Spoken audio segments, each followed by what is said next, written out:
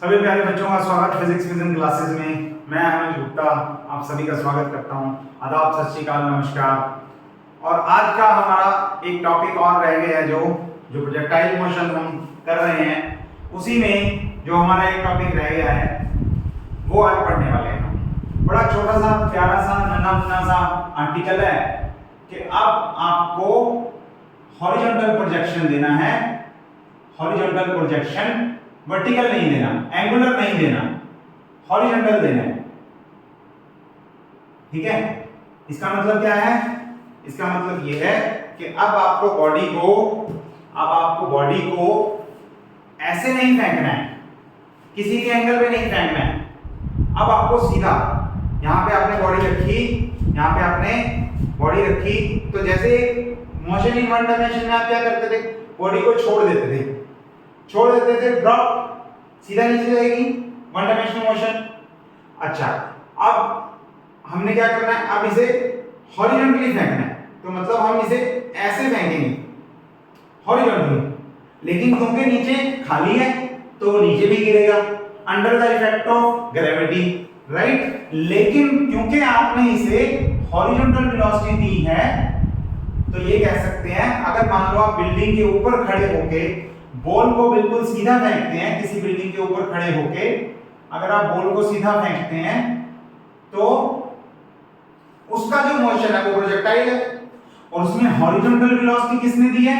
आपने। लेकिन vertical velocity वाला कंपोनेंट कौन दे रहा है उसे? v बाई लिख देता हूं। वर्टिकल वेलोसिटी वाला कंपोनेंट कौन दे रहा है? ग्रेविटी दे रही है नीचे को, तो उसका मोशन कैसा होगा? डाउनवर्ड पैराबोला, जो हम पहले भी कर चुके हैं, राइट। ठीक है, तो वही काम है, वही घोड़े वही मैदान, एक बार फिर से करना है। तो एक बात तो क्लियर है कि जो हमने एंगुलर प्रोजेक्शन में किया उसमें थीटा नॉट इक्वल टू 0 की कंडीशन थी, वो यहां पे लगेगी। अब थीटा इक्वल टू 0 है, मतलब इनिशियली जो फेंका है वो तो थीटा 0 पे फेंका है ना, तो सारी की सारी वेलोसिटी क्या है? ux, और uy कितना है? 0। उसके बाद हमें पता है ax कितना है? 0, और ay कितना है? Plus g। क्यों?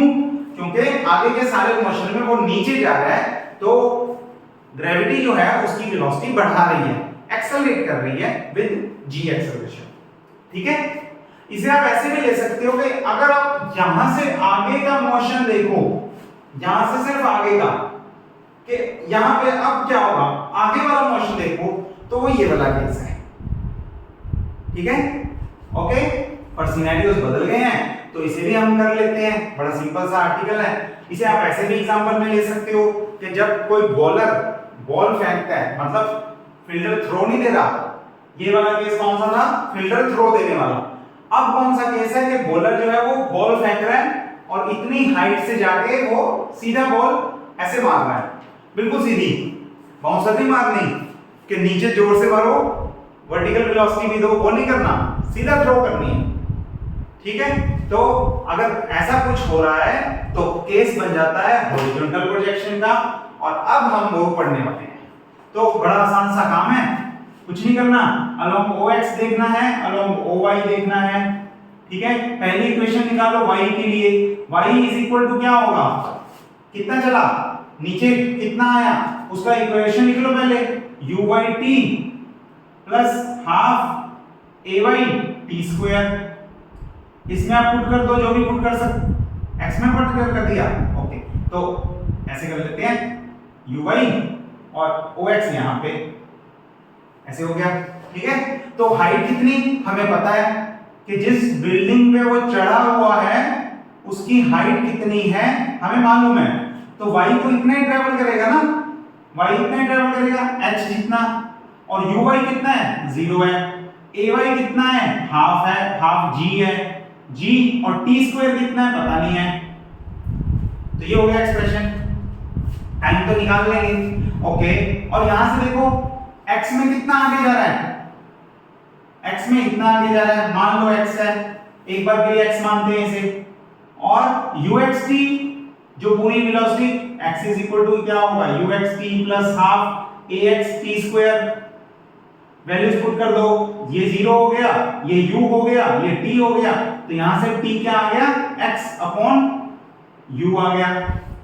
ये वाला t यहां पे पुट करो, तो किसी भी रैंडम मूवमेंट पे अगर देखना है तो y कितना होगा, y will be equal to half g और x square upon u square. तो पैराबोला की इक्वेशन आ गई ना, कितना आ गया, is equal to half g upon u square into x square, this is your y। तो जैसे हमने उस केस में इक्वेशन निकाली थी, वो भी पैराबोला आया था, डाउनवर्ड पैराबोला आया था, वैसे ही इस इक्वेशन में भी, इस क्वेश्चन में भी इक्वेशन आ गई, किसकी इक्वेशन, डाउनवर्ड पैराबोला की। This is our first part. सबसे पहले इक्वेशन ही तो निकालते हैं, हो गया। उसके बाद आप क्या करोगे, टाइम निकाल लो, time of flight. Time of flight कितना है, जितना इसे यहां से यहां जाने में लगा, ठीक है, यहां से यहां जाने में सारा डिस्टेंस इसने कितना ट्रेवल किया, h। वर्टिकल डिस्टेंस की बात करेंगे अलोंग y, तो h ट्रेवल करेंगे। अगर y को h पुट कर दें, y को h पुट कर दें, तो ये क्या हो गया, हाफ gt स्क्वायर, और g t कौन सा है पर, टाइम ऑफ फ्लाइट वाला है ना। अगर पूरा टाइम ले लेंगे तो पूरी डिस्टेंस ट्रेवल हो गई, वर्टिकल डिस्टेंस। तो t कितना हो गया, अंडर रूट ऑफ 2 उधर गया, g अपॉन में गया, under root of 2h upon g। तो टाइम ऑफ फ्लाइट की इक्वेशन भी आ गई बड़े प्यार से, आराम से, कि 2h अपॉन g उसकी इक्वेशन है। ये भी हो गया। और क्या निकालते हो, मैक्सिमम हाइट, वो तो पता ही है, हाइट से ही तो फेंका है, तो वो तो पता ही है हमें, कितनी हाइट का टावर लिया, कितनी हाइट की बिल्डिंग में हम जाके खड़े हुए, जहां से हमने बॉल फेंकी, तो वो मालूम है, निकालने की जरूरत नहीं है। और क्या निकालते हो, हॉरिजॉन्टल रेंज, कितना x में कितना ट्रैवल किया, निकाल लो, कितना ट्रैवल किया, पूरा रेंज जो है that is equal to u into T. तो अगर आप रेंज को u into T full time of flight से मल्टीप्लाई कर दोगे तो रेंज आ जाएगी, और ये हो गई u into under root 2h upon g, range भी आ गई, खत्म हो गया। अच्छा क्या, और क्या निकालें, वेलोसिटी निकाल लें, वेलोसिटी निकाल लेते हैं। देखो बड़ा आसान है, हो रहा है ना, आराम से, कोई दिक्कत वाली बात नहीं है, ठीक है। यहाँ पे ये एक्सप्रेशन भी मैं लिख देता हूं कि हमने रेंज निकाल ली, और वो कितनी आई, u into under root 2h upon g। तो जैसे भी आप निकाल सकते हो आराम से, ठीक है। वेलोसिटी और देख लेते हैं क्विकली, मैं बाकी सब इरेज कर देता हूं। और वेलोसिटी के लिए हम दो कंपोनेंट फिर से देखेंगे, एक अलोंग x एक्सिस देखेंगे और एक अलोंग y एक्सिस देखेंगे। तो दो कंपोनेंट्स वाइज इसे देखते हैं। तो vy will be equal to uy plus at ay into t, and vx will be equal to ux plus ax into t। ये हो गया। तो किसी भी मूवमेंट पे vy कितना होगा, uy तो 0 है और ay g है, तो ये होगा gt। और vx कितना होगा, क्योंकि ux तो u है और ax 0 है, तो ये होगा u, और total velocity will be equal to vx square plus vy square, और वैल्यूज पुट कर दोगे तो ये आ जाएगा under root of u square plus g square t square. खत्म हो गया। और tan बीटा में देखना है, वेलोसिटी की डायरेक्शन किसी भी मूवमेंट पे वो होती है vy अपॉन vx, पुट कर दो और आंसर आ गया, खत्म। तो बड़ा सिंपल सा प्यारा सा आर्टिकल था, यही वाले फैक्टर्स हैं।